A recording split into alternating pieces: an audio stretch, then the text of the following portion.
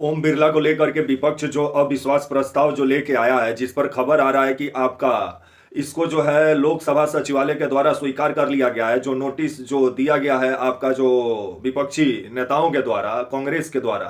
क्योंकि स्पीकर के ऊपर ये आरोप लग रहा है कि जिस तरह से सदन में ओम बिरला पक्षपाती जो काम कर रहे हैं, जिससे नाराज होकर विपक्ष के जो सांसद हैं ओम बिरला का पक्षपाती रवैये को लेकर के जिस तरह से मतलब आपका इनको हटाने की जो मांग कर रहे हैं, जिसको लेकर के अविश्वास प्रस्ताव लाया गया है। नमस्कार, मेरा नाम विश्वजीत और आप देख रहे हैं वाक फॉर इंडिया न्यूज। अभी लोकसभा का कार्रवाई पूरे तरीके से हर दिन हंगामे का भेंट चढ़ रहा है, क्योंकि जब से नरवरे साहब जो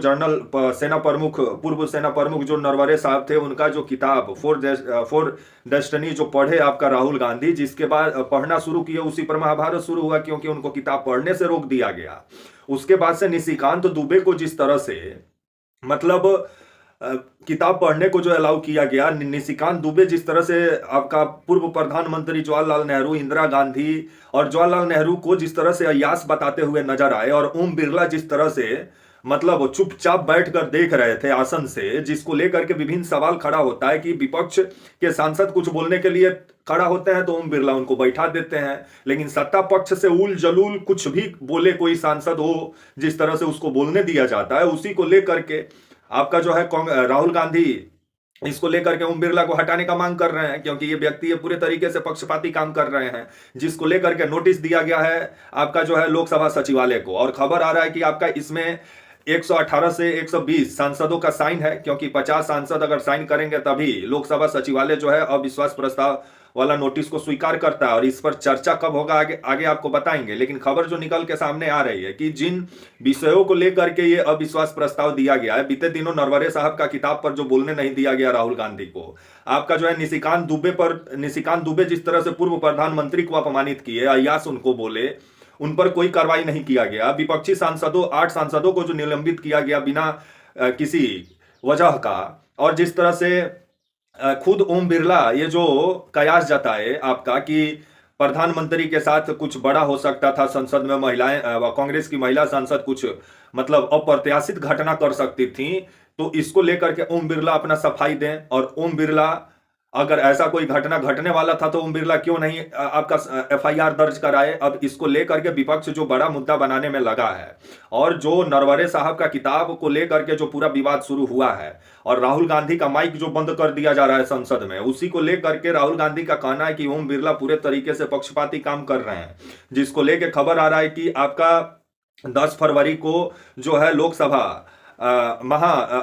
के महासचिव जो है उत्पल कुमार सिंह, उनको जिस तरह से मतलब नोटिस दिया गया है विपक्षी सांसदों के द्वारा, और आपके के सुरेश और आपका गौरव गोगोई आपका नोटिस देने का काम किए, जिसके बाद 14 दिन पहले दिया जाता है। अब तो आपका जो है पहला चरण बजट का खत्म हो जाएगा, दूसरा चरण पे जब चर्चा होगा तो खबर आ रहा है कि 9 मार्च को कहीं इस मुद्दे पर चर्चा हो सकता है लोकसभा में, और इसको लोकसभा सचिवालय के द्वारा स्वीकार कर लिया गया है। विपक्ष जो नोटिस दिया है ओम बिरला को हटाने को लेकर के और विश्वास प्रस्ताव को लेकर के, तब आने वाले समय में देखा जाए कि 9 मार्च को जो चर्चा होगा उसमें तो बहुमत तो भाजपा के पास ही है, एनडीए के पास ही है, लेकिन जिस तरह से ओम बिरला का जो मतलब निष्पक्षता को लेकर के जो सवाल उठ रहा है, और ये बात सही भी है, जब भी विपक्ष के कोई नेता बोलने के लिए तैयार होते हैं तो ओम बिरला जिस तरह से उनको चुप कराने लगते हैं, और मोदी जी के लिए 1-1 घंटा टाइम बढ़ा देते हैं, लेकिन नेता प्रतिपक्ष कुछ बोलने के लिए तैयार होता है तो उसका माइक बंद हो जाता है। अब जिस तरह से ओम बिरला एक नया कहानी गढ़ दिए थे कि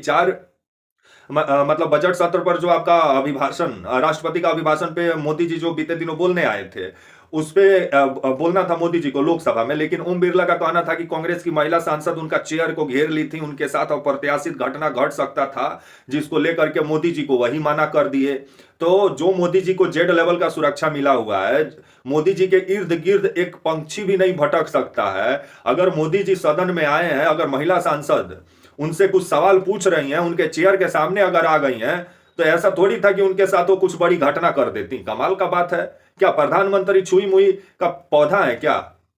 तो वहीं अब आने वाला समय ही बताएगा कि जिस तरह से विपक्षी सांसदों को पूरे तरीके से नजरअंदाज करने का काम जो ओम बिरला कर रहे हैं, तो आने वाले समय में जो विपक्ष के द्वारा जो नोटिस दिया गया है आपका लोकसभा सचिवालय को, तब आने वाले समय में खबर आ रहा है कि सूत्रों के हवाले से जो जानकारी मिल रही है, इस पर 9 मार्च को चर्चा होगा। दूसरा जो बजट सत्र का जो चरण शुरू होगा उसी में यह चर्चा होगा। और इसको लेकर के राहुल गांधी जो है अभी अड़े हुए हैं नरवरे साहब का किताब को लेकर के, और उनका कहना है कि चाइना पर सवाल जवाब दे। डोकलाम और गलवान में जो सवाल जो पूछ रहे हैं, नरवरे साहब की किताब जो सवाल को जन्म दे रही है उसका जवाब दें। तब आने वाला समय ही बताएगा कि कब तक प्रधानमंत्री और आपके जो है भारत सरकार कब तक नरवरे साहब का किताब को लेकर के राहुल गांधी को बोलने का मौका देती है। और इसी पर पूरा बखेरा शुरू है। खबर आ रहा है कि टीएमसी के सांसद जो हैं इस जो है